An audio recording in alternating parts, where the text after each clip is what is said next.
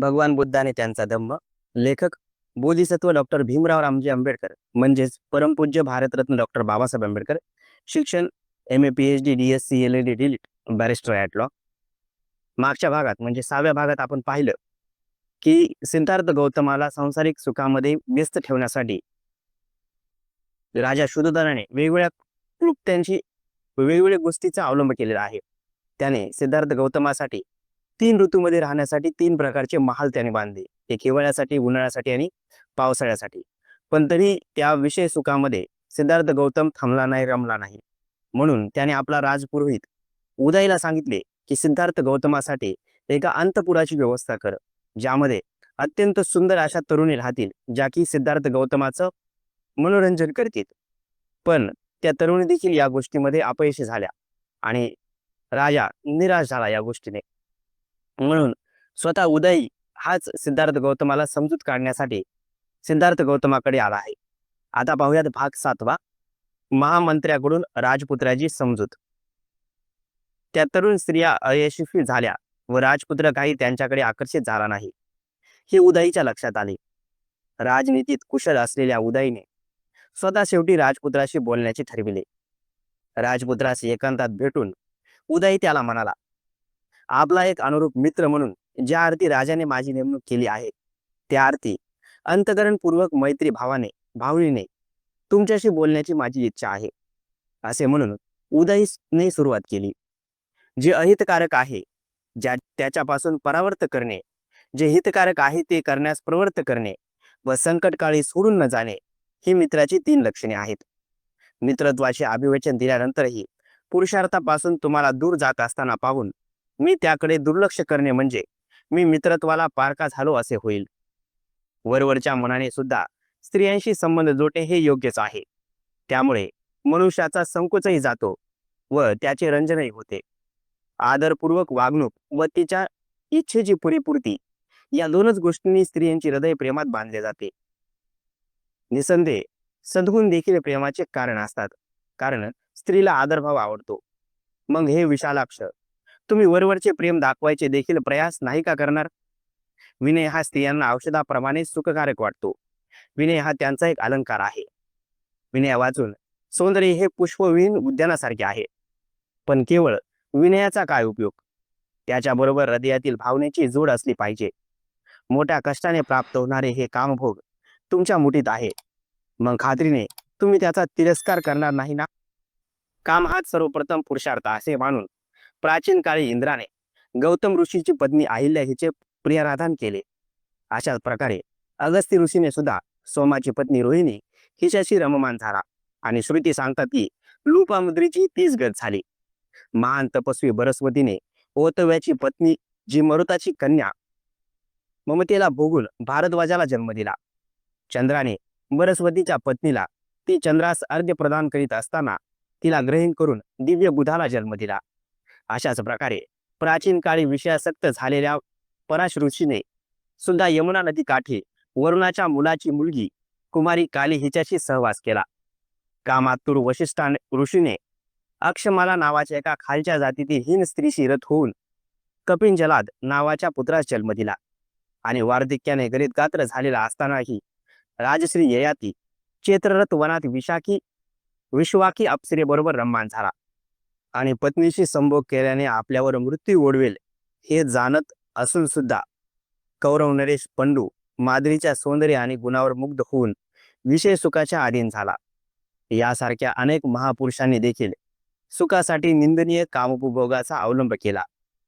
तर मग जे भोग प्रशंसनीय आहेत अशांचा अवलंब करणे यात दोष कसला? आणि हे असे असताना देखील तुमच्यासारख्या शक्ती, तारुण्य व सौंदर्य संपन्न युवकाने ज्या सुखांच्या अधीन सर्व जग आहे आणि त्या सुखावर स्वभावतच तुमचा हक्क आहे, त्या सुखाची उपेक्षा करावी हे आश्चर्यच आहे. राजपुत्राचे महामंत्र्यास उत्तर. पवित्र परंपरेने समर्थिलेली व योग्य वाटणारी महामंत्र्याची ही वचने ऐकून मेघगर्जनेसारख्या आपल्या आवाजात राजपुत्राने उत्तर दिले. माझ्याबद्दलचा स्नेहभाव व्यक्त करणारी तुमची ही भाषा तुम्हाला योग्यच आहे, परंतु तुमची चूक कुठे होत आहे हे मी तुम्हाला पटवून देईन. मी ऐहिक विषयाची अवहेलना करीत नाही. सर्व सृष्टीतील प्राणी मात्र त्यात गुरफटलेले आहे हे मला माहीत आहे.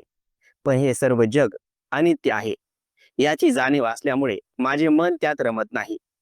जरी हे स्त्री सौंदर्य कायम राहणारे असते तरी सुद्धा विषय भोगातच आनंद मानून राहणे सुज्ञ माणसाला शोभणारे नाही.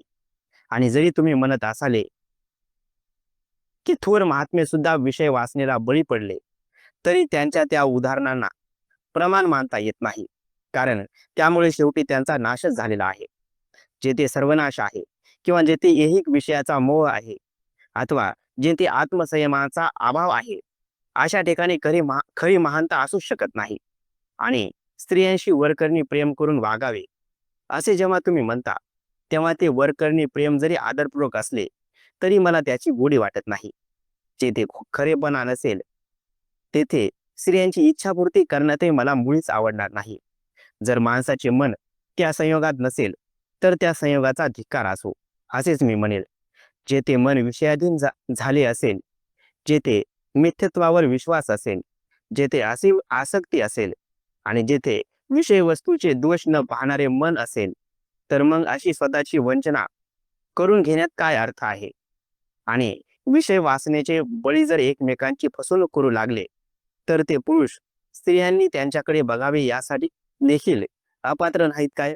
आणि त्या स्त्रिया या योग्यतेच्या नाहीत काय की त्यांच्याकडे पुरुषांनी बघू सुद्धा नाही? एकमेकाकडे पाहण्यासही अपात्र आहेत असेच नाही का? कारण या गोष्टी अशाच आहेत. मला खात्री आहे की अशा नीच विषय भोगाच्या कुमार्गाकडे तुम्ही मला घेऊन जाणार नाही. राजपुत्राच्या या दृढ संकल्पाने उदय निरुत्तर झाला आणि त्याने ही सर्व हकीकत त्याच्या पित्याला म्हणजे राजा शुद्धधनाला निवेदन केली. आपल्या पुत्राचे मन सर्व प्रकारच्या विषय भोगापासून परावृत्त असल्याचे जेव्हा शुद्धधनास समजले, तेव्हा त्याला त्या संबंध रात्री झोप लागली नाही. हृदयात बाण रुतलेल्या हत्तीसारखा तो विवळत राहिला. राजपुत्र सिद्धार्थाला भोगमय जीवनाच्या सुखाकडे आकर्षित करण्याचा मार्ग शोधण्यासाठी व त्याच्या जीवनाला ज्या प्रकारची कलाटणी मिळवण्याचा संभव होता त्यापासून त्याला प्रवृत्त करण्यासाठी राजा शुद्धधनाने आपल्या मंत्र्यांच्या सह विचार करण्यात पुष्कळ वेळ खर्च केला. पण आतापर्यंत योजलेल्या उपायांखेरीज दुसरा कोणताही उपाय त्यांना सुचला नाही. आणि ज्यांच्या पुष्पमाळा आणि अलंकार व्यर्थ ठरले, ज्यांचे हावभाव व लाडीगोळी निष्फळ ठरली, अशा आपले रतिभाव हृदयात लपवून ठेवलेल्या त्या युवतींचे ते अंतपूर विसर्जित करण्यात आले. शाक्य संघात प्रवेश. शाक्यांचा स्वतःचा एक संघ होता. वयाची 20 वर्षे झाल्यावर प्रत्येक शाक्य तरुणाला संघाची दीक्षा घ्यावी लागत असे व संघाचे सभासद व्हावे लागे. सिद्धार्थ गौतमाला 20 वर्ष पूर्ण झाली होती. संघाची दीक्षा घेऊन त्याचे सभासद होण्यास ते योग्य असे वय होते. शाक्यांचे एक सभागृह होते, त्याला ते संतागार म्हणत. ते कपिलवस्तू नगरात होते. संघाच्या सभाही त्याच संतागारात होत असत. सिद्धार्थाला शाक्य संघाची दीक्षा देण्याच्या हेतूने शुद्धोधनाने शाक्यांच्या पुरोहिताला संघाची सभा बोलण्यास सांगितले. त्यानुसार कपिलवस्तू येथील शाक्यांच्या संतागारात संघाची सभा झाली. सिद्धार्थाला संघाचे सभासद करून घ्यावे म्हणून पुरोहिताने संघाच्या सभेत ठराव मांडला. तेव्हा शाक्यांचा सेनापती आपल्या जागेवरून उठून उभा राहिला. संघाला उद्देशून त्याने पुढील प्रमाणे आपले भाषण केले. शाक्य वंशातील शुद्धोधनाच्या कुळात जन्मलेला सिद्धार्थ गौतम संघाचा सभासद होऊ इच्छितो. त्याचे वय 20 वर्षे असून तो सर्व दृष्टीने या संघाचा सदस्य होण्यास पात्र आहे. म्हणून त्याला या संघाचे सदस्य करून घ्यावे असे मी सुचवितो.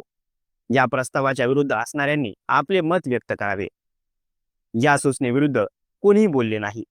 सेनापती पुन्हा म्हणाला, मी दुसऱ्यांदा सांगतो की जे कोणी या ठरावाच्या विरुद्ध असतील त्यांनी बोलावे. ठरावाविरुद्ध बोलण्यास कोणी उभे राहिले नाही. सेनापतीने म्हटले, मी तिसऱ्यांदा सांगतो की जे कोणी या ठरावाविरुद्ध असतील त्यांनी बोलावे. तिसऱ्या वेळी सुद्धा कोणी ठरावाविरुद्ध बोलले नाही. शाक्यांचा असा नियम होता की एखाद्या ठरावाशिवाय त्याच्या संघात कोणताही चर्चा होऊ शकत नव्हती व कोणताही ठराव 3 वेळा संमत केल्याखेरीज तो संमत झाला असे जाहीर करता येत नव्हते. सेनापतीने मांडलेला ठराव 3 वेळा बिनविरुद्ध संमत झाल्यामुळे सिद्धार्थाचा शाक्य संघात अंतर्भाव करून तो संघाचा सदस्य झाल्याचे जाहीर करण्यात आले. तदनंतर शाक्यांचा पुरोहित उभा राहिला व त्याने सिद्धार्थाला आपल्या जागी उभे राहावयास सांगितले. सिद्धार्थाला उद्देशून तो म्हणाला, तुम्हाला सभासद करून घेऊन संघाने तुमचा बहुमान केला आहे. ही तुम्हाला मान्य आहे ना? होय महाराज, सिद्धार्थ उत्तरला. संघाच्या सभासदत्वाची बंधने तुम्हाला ठाऊक आहेत काय? नाही महाराज, पण मी जाणून घेतल्याने मी आनंदीच होईल. सिद्धार्थ म्हणाला. पुरोहितांनी म्हटले, प्रथम तुम्हाला मी संघाच्या सभासदाची कर्तव्य काय आहेत ती सांगतो. असे म्हणून तो पुरोहित त्यांना संघाच्या सभासदाचे एक एक कर्तव्य सांगू लागला. तुम्हाला संघाच्या हितसंबंधाचे संरक्षण तन्मन धनपूर्वक केले पाहिजे. संघाच्या सभांमधून तुम्ही गैरहजर राहता कामा नये. कोणत्याही शाक्यांच्या वर्तनात तुम्हाला दिसून येणारे दोष तुम्ही कोणत्याही प्रकारची भीती किंवा भीड न बाळगता उघडपणे बोलून दाखविले पाहिजे.